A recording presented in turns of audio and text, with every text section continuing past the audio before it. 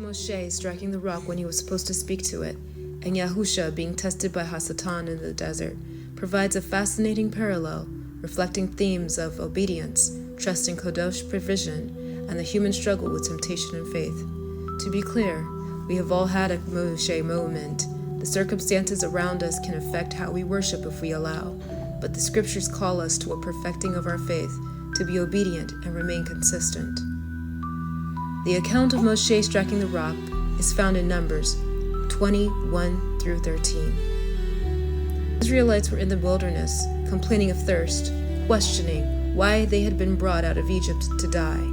Moshe and Aaron sought guidance from Yahuwah, who instructed Moshe to take the staff, gather the people, and speak to the rock so that it would produce water.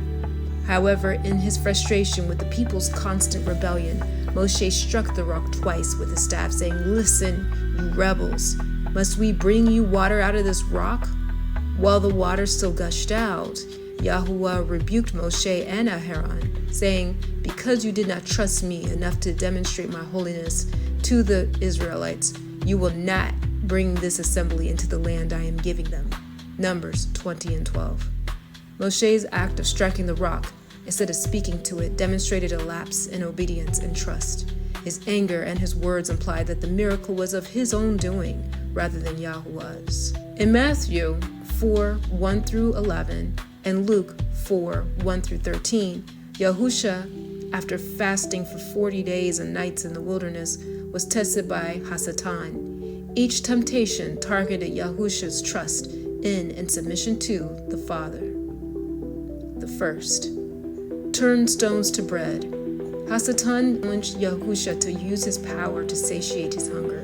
Yahusha responded, "Man shall not live by bread alone, but by every word that comes from the mouth of Yah."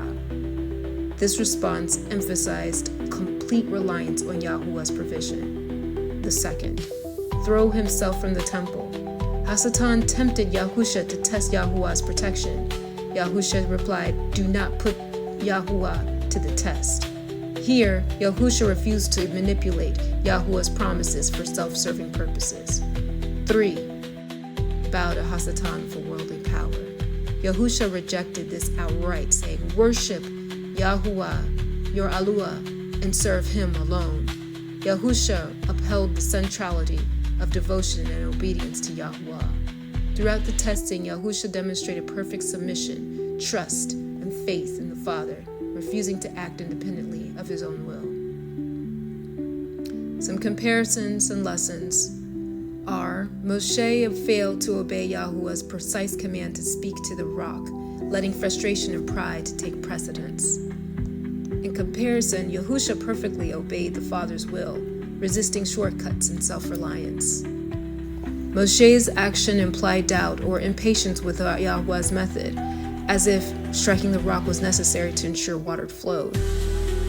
Yahusha demonstrated complete trust, refusing to take matters into his own hands, even in extreme hunger and weakness. Moshe, as a leader, bore the responsibility of reflecting Yahuwah's holiness and authority. His failure to do so cost him the privilege of entering into the Promised Land. Yahusha, as the ultimate leader and mediator, succeeded where others failed, fully embodying trust and submission to the Father. Moshe's striking the rock came from frustration and a sense of personal burden, overshadowing Yahuwah's glory.